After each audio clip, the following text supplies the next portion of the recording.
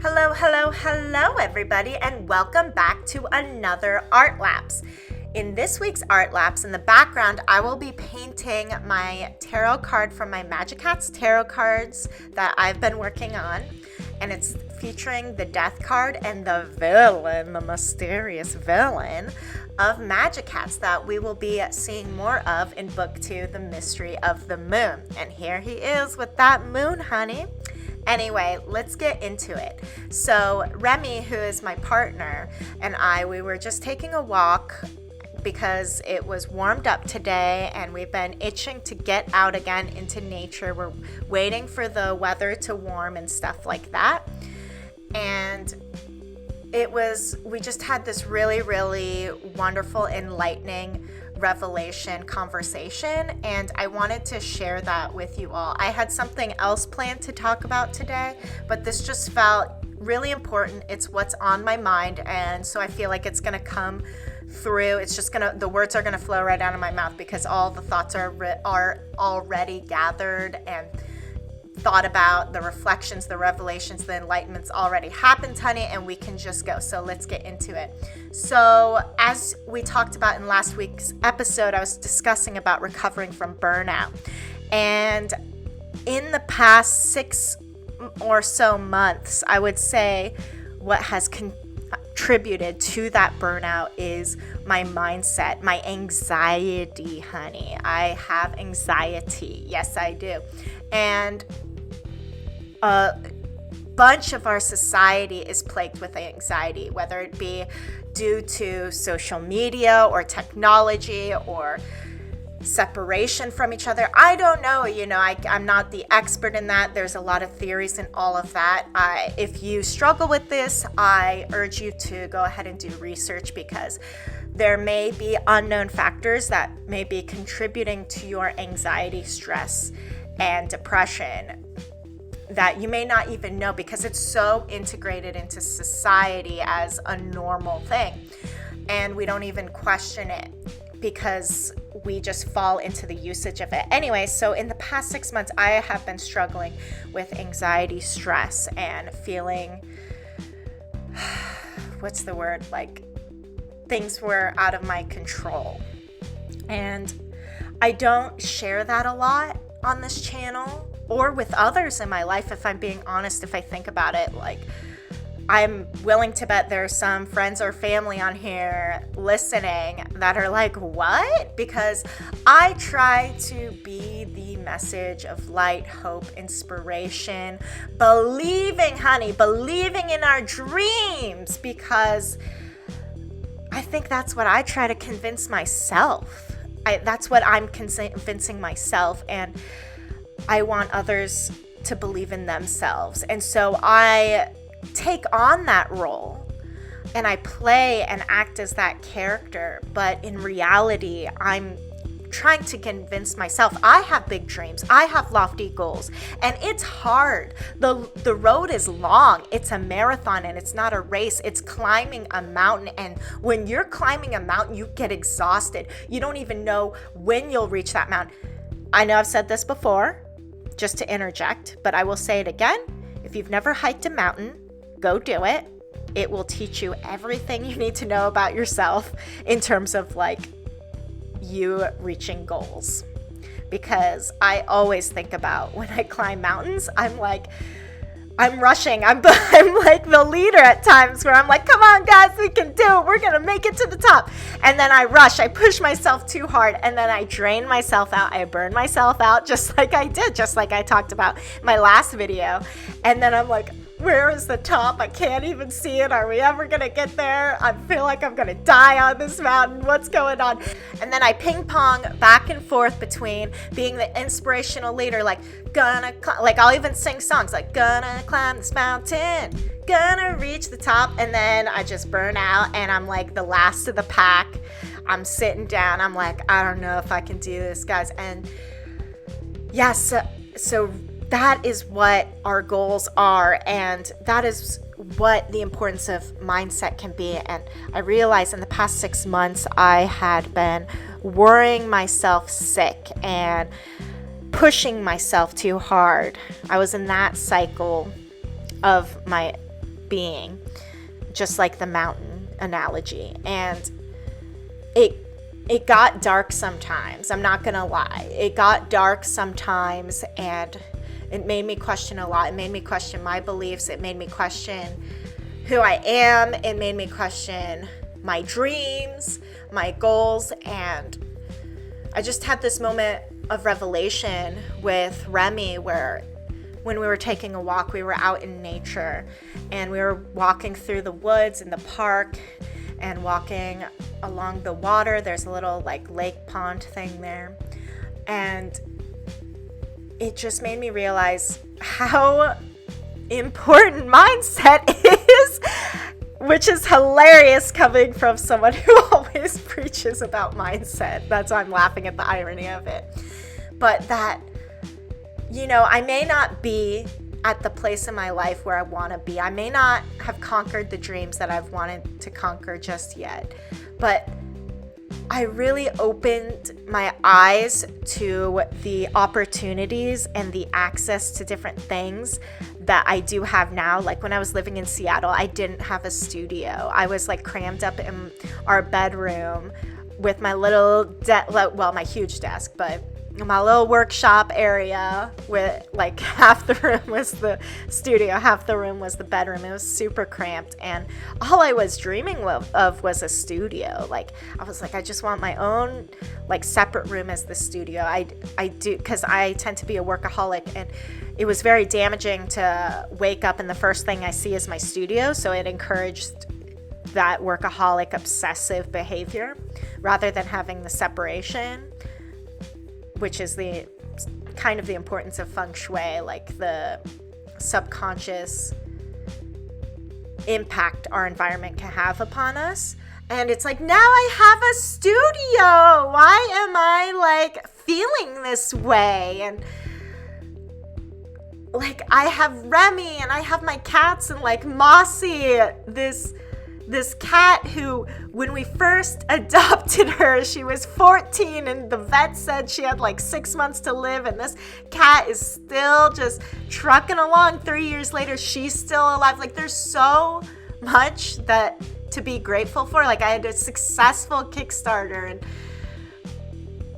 I'm getting Etsy orders and getting traction with my creations, and oh my God, like it's blown my mind, because what it really opened my eyes up to was when it comes to mindset, when you obsess over things that are out of your control, that are out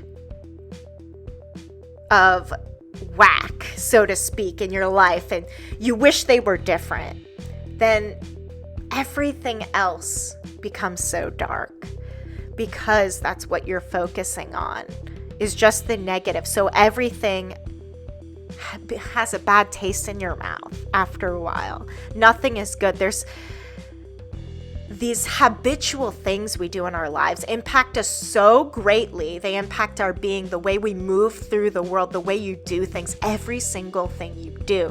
If you complain, then you always see the negative. You're never grateful. There's always something to worry about, stress about, complain about, whine about, cry about.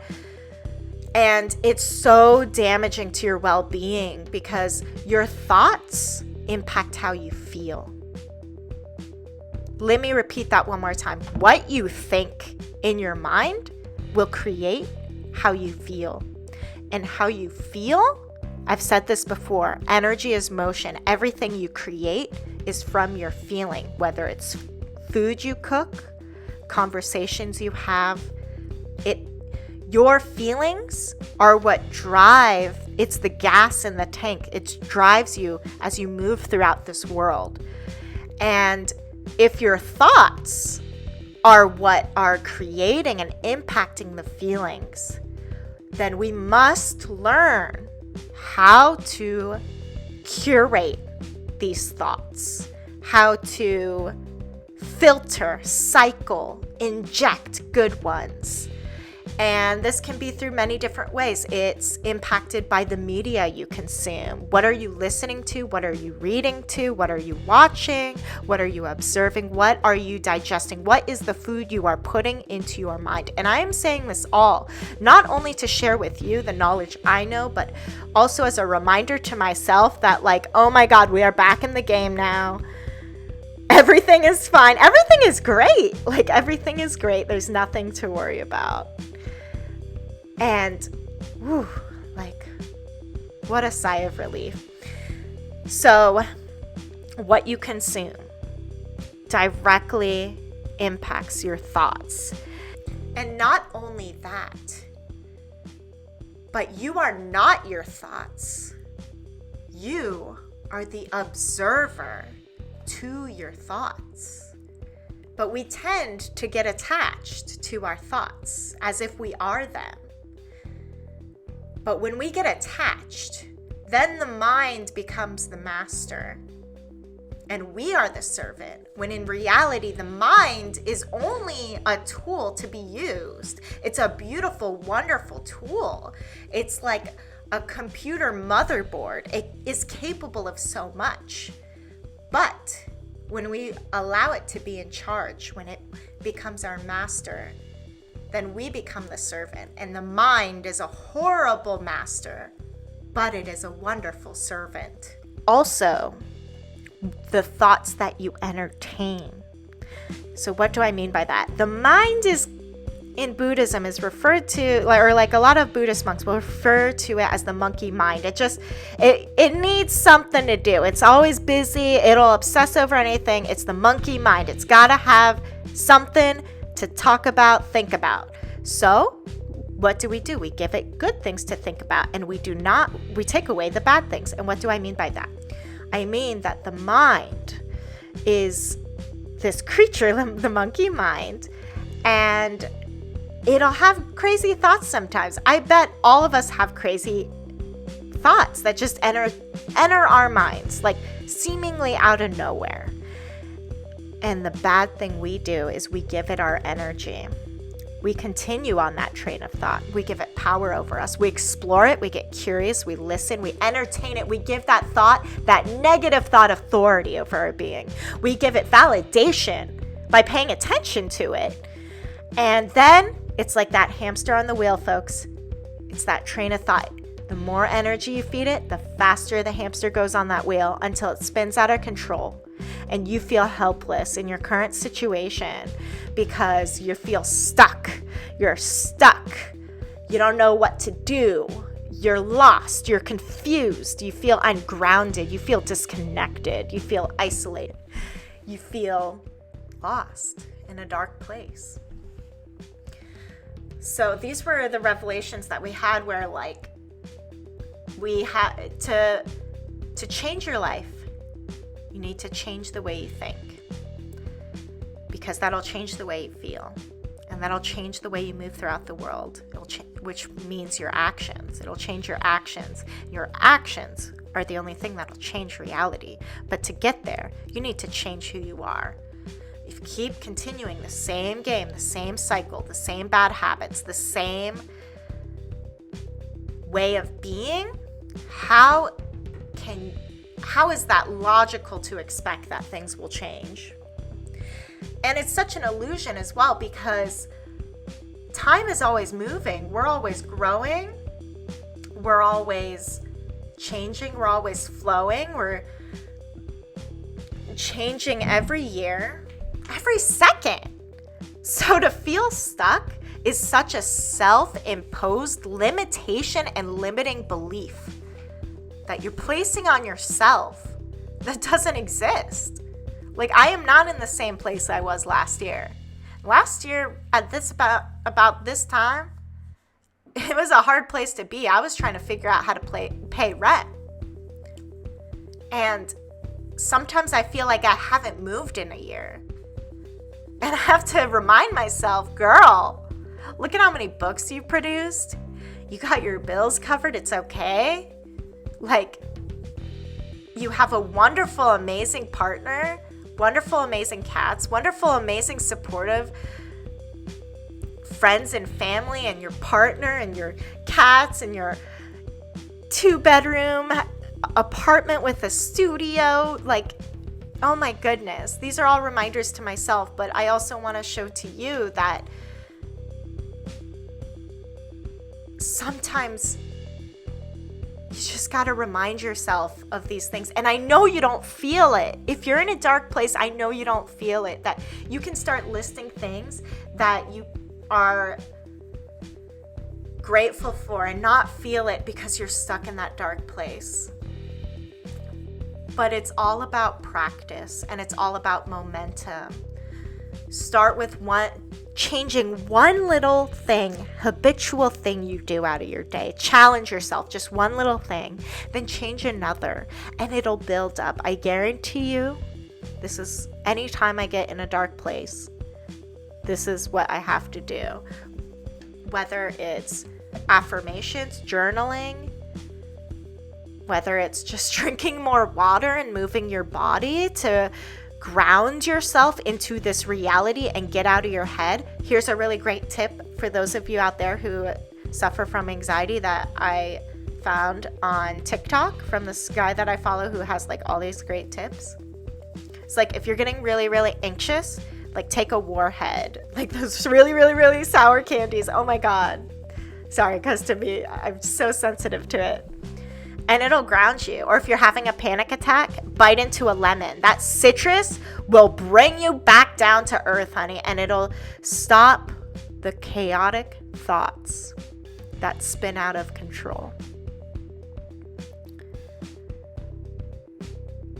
Come back down to earth and try to open with fresh eyes and see your reality. Because I know it's such a cliche, but we really, for those of us who entertain these dark thoughts, we really do not appreciate the shelter we have, the food we have, the electricity we have, the internet we have, the clothes we have, the materials we have, like the money we have. Like, even if it's not as much as you would like or compared to others, and you're playing that comparing game because that's the worst game to play, is comparing.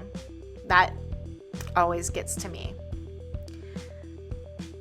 Because there are people in this world who truly do not have those things, and that's all they want, is to have their bare essentials covered.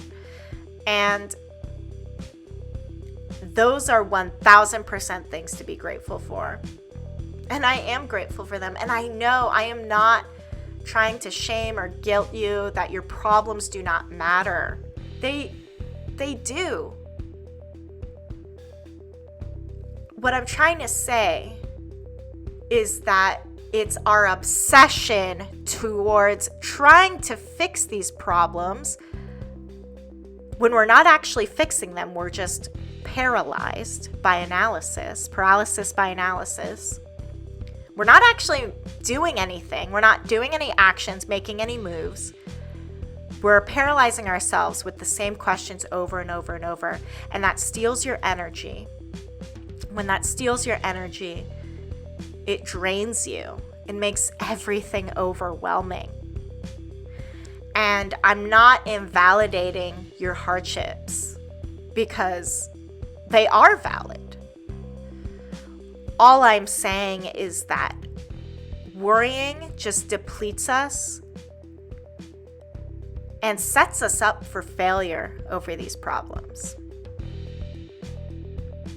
Because what I'm starting to learn, for example, I pay the rent and Remy pays me his share. And he'll pay me through Venmo, which is a Cash App. And the thing with Venmo is it takes like 1 to 3 days to send the money to my bank account. And February always catches me off guard with how short it is, even though this year was a leap year.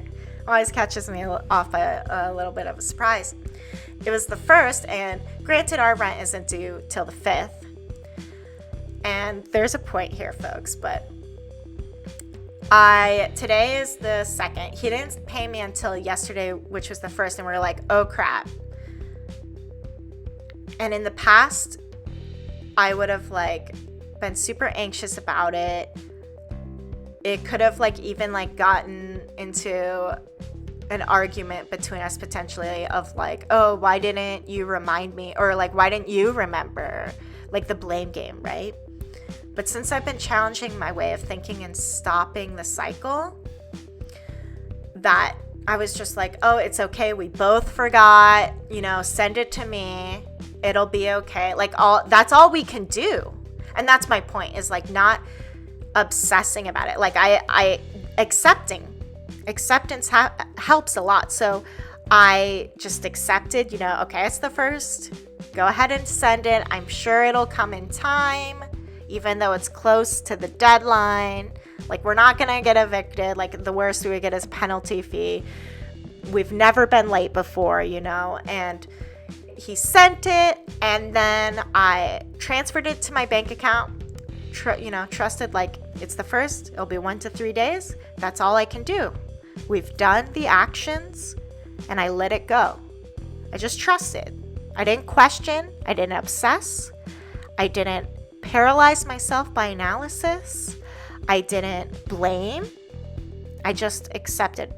And I think that's a part of it, at least for me. I know everyone's different. Everyone's anxiety is different. But it's just accepting, doing what you can, and releasing. And then guess what, folks?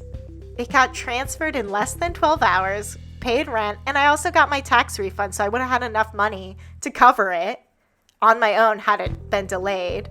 On the same, my tax refund came today. And like, I was like, oh, wow. All right, rent's paid. We're good. Like, the moral of the story is worrying wouldn't have changed the outcome, but it would have changed how I felt, which would have changed my being and who I was and my actions. If I worried, I would have blamed, could have fought, obsessed, like worried about being evicted, like entertained crazy ideas, when in reality, everything was fine. So that's what I mean about giving power to these thoughts. And that sometimes we just need to accept, strategize the actions that are in our control, do the steps that we can take, and take it one step at a time as well.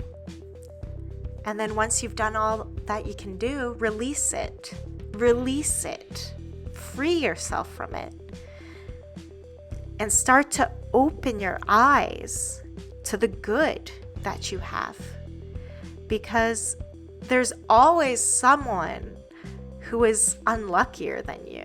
They have it worse off. Like, the fact that I have Remy in my life, this super amazing, supportive partner,